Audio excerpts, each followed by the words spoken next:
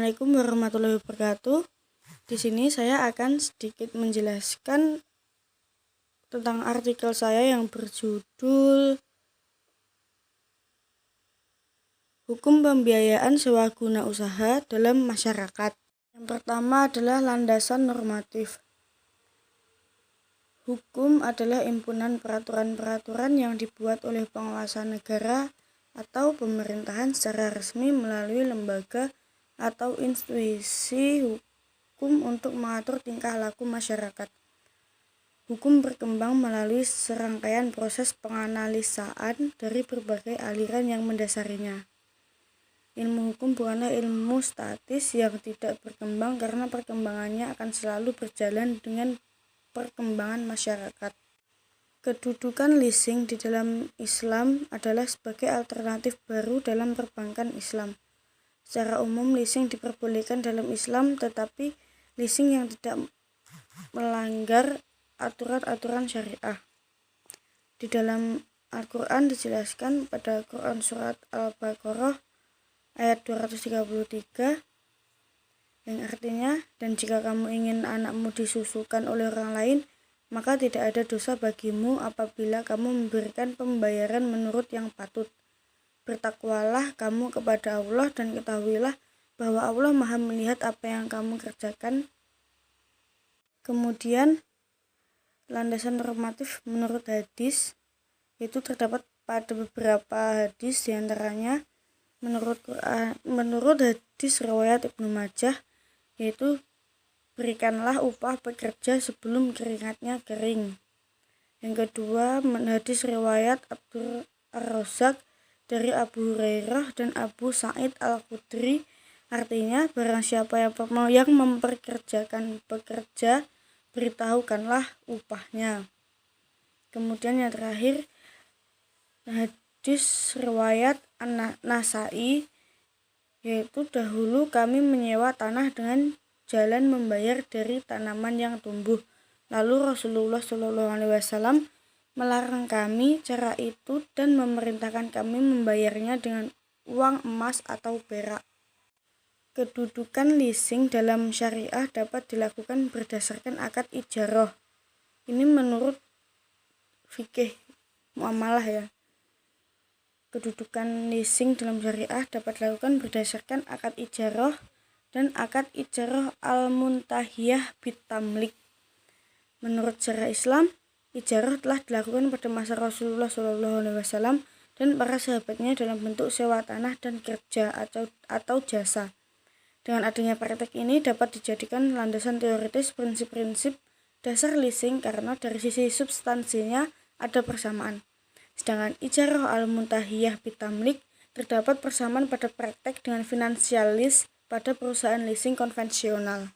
Kemudian yang kedua adalah fatwa-fatwa DSN MUI dan Lembaga Ifta tentang leasing.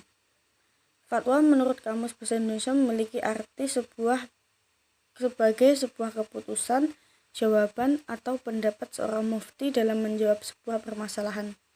Namun terdapat makna lain dari fatwa, yaitu sebuah petuah, nasihat orang alim, atau pelajaran baik. Dalam meneliti tentang konsep fatwa dalam hukum Islam menurut pandangan para ulama, maka penelitian ini diorientasikan pada pandangan ulama yang menjadikan Al-Quran dan Al-Hadis sebagai landasan hukum dan pedoman hidup.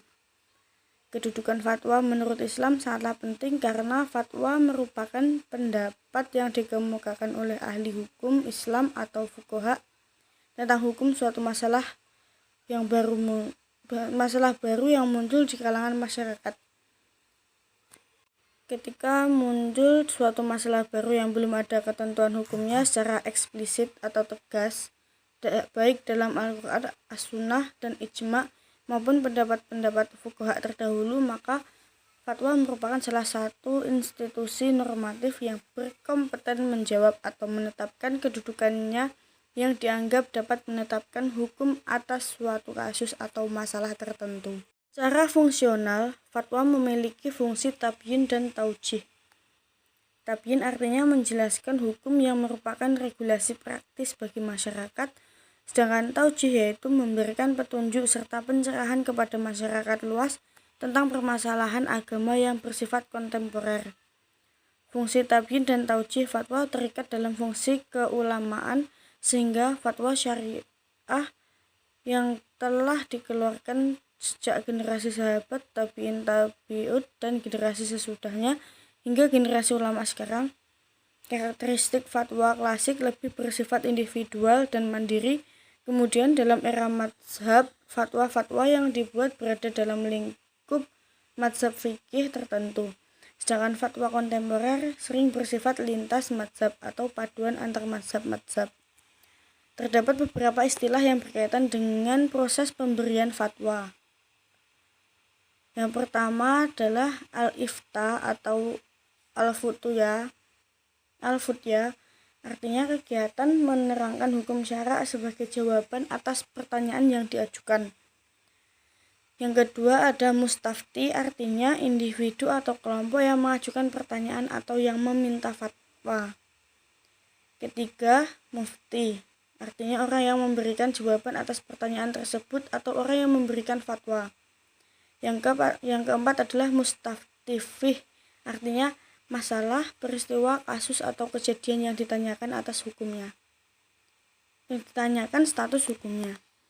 Yang kelima adalah fatwa, yang artinya jawaban hukum atas masalah, peristiwa, kasus, atau kejadian yang ditanyakan. Majelis Ulama Indonesia atau MUI dibentuk pada tahun 1975.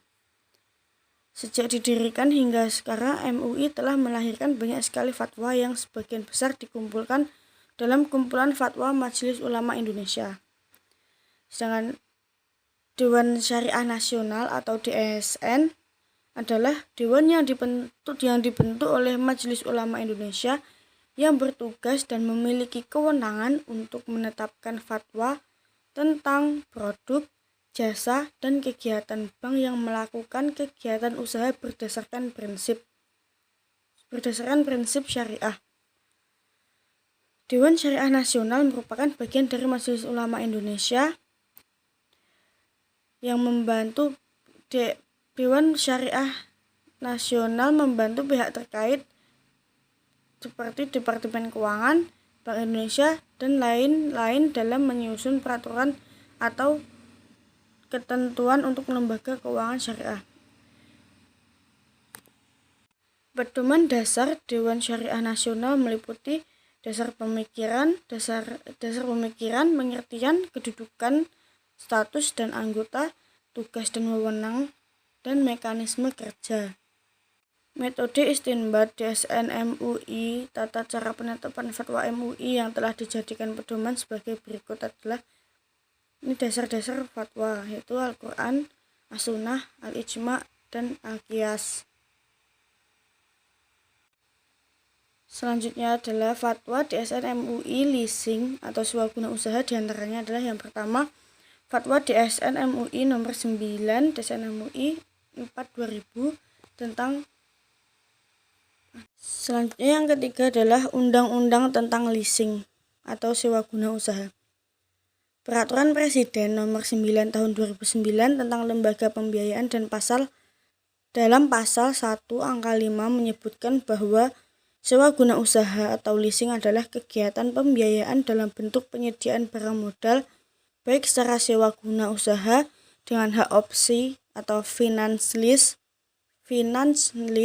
atau maupun sewa guna usaha tanpa hak opsi atau operating lease untuk digunakan oleh penyewa guna usaha atau lease selama jangka waktu tertentu berdasarkan pembayaran secara angsuran.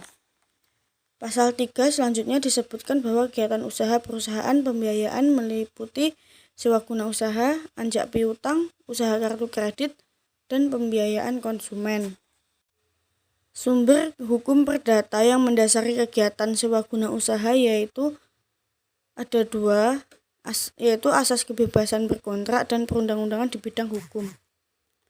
Yang pertama adalah asas kebebasan berkontrak. Hubungan hukum yang terjadi dalam kegiatan sewa guna usaha selalu dibuat secara tertulis atau kontrak sebagai dokumen hukum yang menjadi dasar kepastian hukum Legal Stanley. Kontrak sewa guna usaha ini dibuat berdasarkan atas asas kebebasan berkontrak yang memuat rumusan kehendak berupa hak dan kewajiban dari pihak lessor dan pihak lease. Kontrak sewa guna usaha merupakan dokumen hukum utama atau main legal document yang dibuat secara sah dengan memenuhi syarat-syarat pasal 1320 KUH Perdata. Konsekuensi yuridis selanjutnya, kontrak tersebut harus dilaksanakan dengan iktikat baik dan tidak dapat dibatalkan secara sepihak. Kontrak sewa guna usaha berfungsi sebagai dokumen bukti yang sah bagi lessor dan lease. Yang kedua adalah undang-undang di bidang hukum perdata lainnya.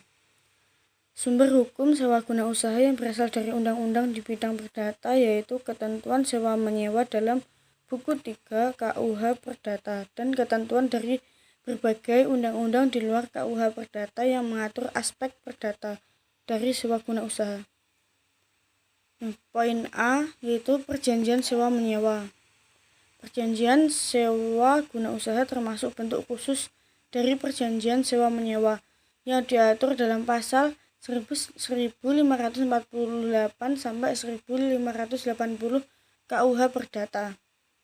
Kekhususan dari perjanjian sewa menyewa pada umumnya adalah spesifikasi tertentu terhadap subjek atau pihak dari objek pada perjanjian sewa guna usaha. Dengan demikian, ketentuan dalam pasal 1548 dan sampai 1580 KUH Perdata dapat berlaku terhadap dan sejauh relevan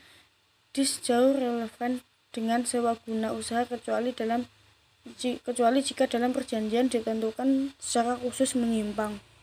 Poin B yaitu segi perdata di luar KUH Perdata.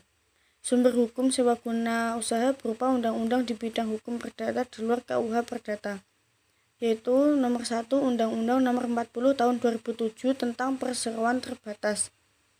Yang kedua, Undang-Undang nomor 25 tahun 1992 tentang perkoperasian. Yang nomor 3 yaitu Undang-Undang nomor 5 tahun 1960 tentang ketentuan-ketentuan pokok agraria. Yang keempat adalah Undang-Undang nomor 8 tahun 1999 tentang perlindungan konsumen. Segi hukum poin C yaitu segi hukum publik. Sebagai usaha yang bergerak di bidang jasa pembiayaan, sewa guna usaha banyak menyangkut kepentingan publik terutama bersifat administratif yaitu meliputi undang-undang sebagai usaha. Yang pertama, Undang-Undang nomor 3 tahun 1983 tentang wajib daftar perusahaan.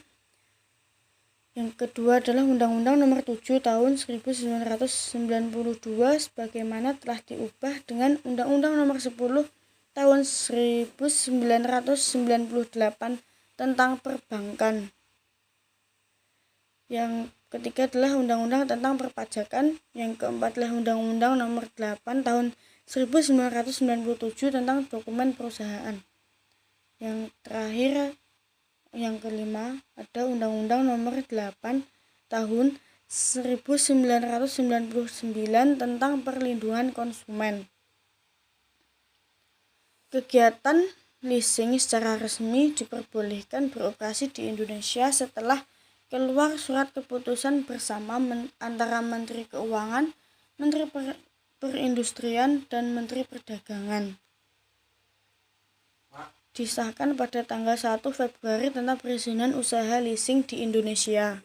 4 atau yang terakhir adalah problem pembiayaan sewa guna usaha dalam masyarakat beserta contohnya. Dalam kehidupan masyarakat pada zaman sekarang, kebutuhan semakin bermacam-macam. Mulai dari kebutuhan primer, kebutuhan sekunder, dan kebutuhan tersier. Salah satu kebutuhan masyarakat yang tidak kalah penting saat ini adalah kebutuhan akan kendaraan atau transportasi. Alat transportasi adalah alat yang digunakan untuk berpindah dari suatu tempat ke tempat yang lain dengan cepat dan efisien. Selain digunakan untuk membantu mobilitas seseorang, Alat transportasi juga digunakan untuk membantu kegiatan distribusi baik perorangan maupun perusahaan. Selain model dan merek yang beragam, cara memperoleh kendaraan tersebut juga beragam. Salah satunya dengan jasa yang ditawarkan oleh leasing. Meskipun sebenarnya leasing tidak hanya diperuntukkan untuk pembiayaan kendaraan, tetapi dapat digunakan untuk pembiayaan mesin-mesin atau alat-alat untuk industri. Leasing sebagai salah satu sistem pembiayaan mempunyai peranan dalam peningkatan pembangunan perekonomian nasional. Usaha leasing dapat membantu badan-badan dan pengusaha-pengusaha Indonesia, terutama pengusaha industri kecil dalam mengatasi cara pembiayaan untuk memperoleh alat-alat perlengkapan maupun barang-barang modal yang mereka perlukan. Pemilihan penggunaan jasa perusahaan leasing juga dipengaruhi oleh keuntungan yang diperoleh pengguna jasa leasing. Secara umum, beberapa segi keuntungan leasing adalah yang pertama, penghematan modal. Dengan adanya sistem pembiayaan melalui leasing, maka leasing bisa mendapatkan dana untuk membeli peralatan atau mesin-mesin untuk proses produksinya hingga sebesar 100% dari harga barang tersebut. Yang kedua, sangat fleksibel. Fleksibel ini bersifat sangat luas yang merupakan ciri utama bagi kelebihan leasing dibanding dengan kredit dari bank.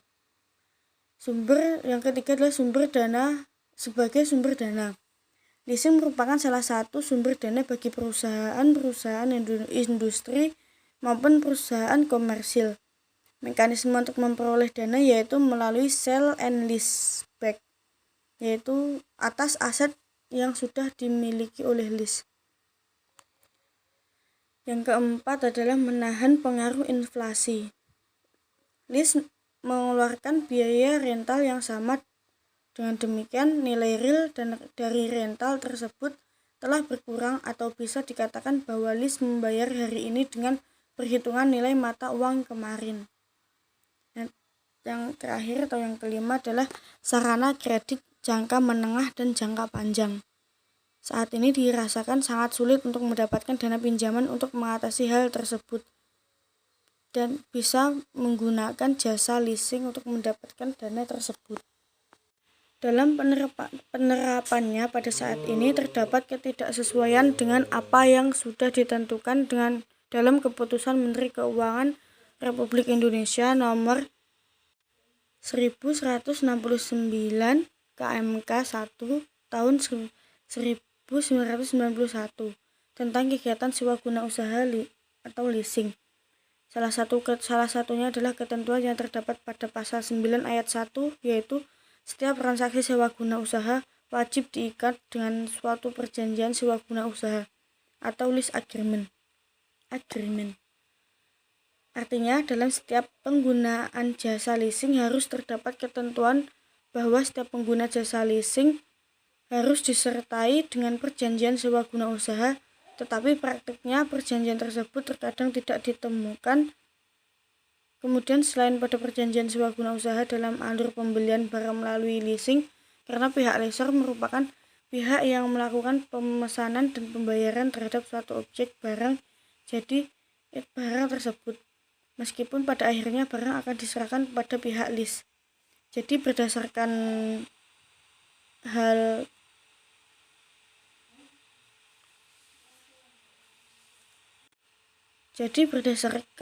hal tersebut, seharusnya pihak lease di sini hanya berstatus sebagai penyewa yang menikmati keuntungan ekonomis atas barang tersebut, bukan sebagai pemilik atas barang tersebut. Meskipun pada akhirnya status kepemilikan barang dapat berubah menjadi hak milik lease dengan adanya hak opsi. Sebagai contoh adalah kasus leasing bermotor di FIF. Dalam pelaksanaan leasing motor dengan FIF, akad yang digunakan adalah akad murabahah. Berdasarkan syarat dan rukun yang dilakukan di FIF sudah sesuai dengan ketentuan syarak. Tetapi ada yang membedakan, yaitu adanya denda. Di FIF masih menggunakan denda sebesar 5.000 apabila konsumen telat dalam pembayaran angsuran yang telah disepakati. Maksud denda itu sendiri hanya untuk mendisiplinkan konsumen untuk tepat waktu dalam pembayaran leasing. Dalam ketentuan margin, pihak konsumen tidak bisa melakukan negosiasi karena margin tersebut sudah memiliki target yang diperoleh tersebut minimal 20%. Dalam penentuan margin di FIF dengan yang ada pada akad murabahah tersebut bertentangan karena margin tersebut hanya ditentukan oleh FIF saja. Kemudian pelaksanaan leasing motor dengan sistem syariah di FIF yang ditetapkan oleh FIF berkaitan dengan penetapan kredit. Pihak FIF dalam menetapkan layak atau tidaknya konsumen tersebut mendapatkan kredit motor bisa dilihat berdasarkan penilaian yang terdiri dari jenis pekerjaan konsumen, jumlah tanggungan, dan karakter konsumen. Syarat utama kredit dapat berlangsung bila adanya kepercayaan, dan kepercayaan tersebut tergantung pada kelayakan seseorang, yakni mengenai karakter, kemampuan, kepastian, dan keadaan ekonomi di masa yang akan datang.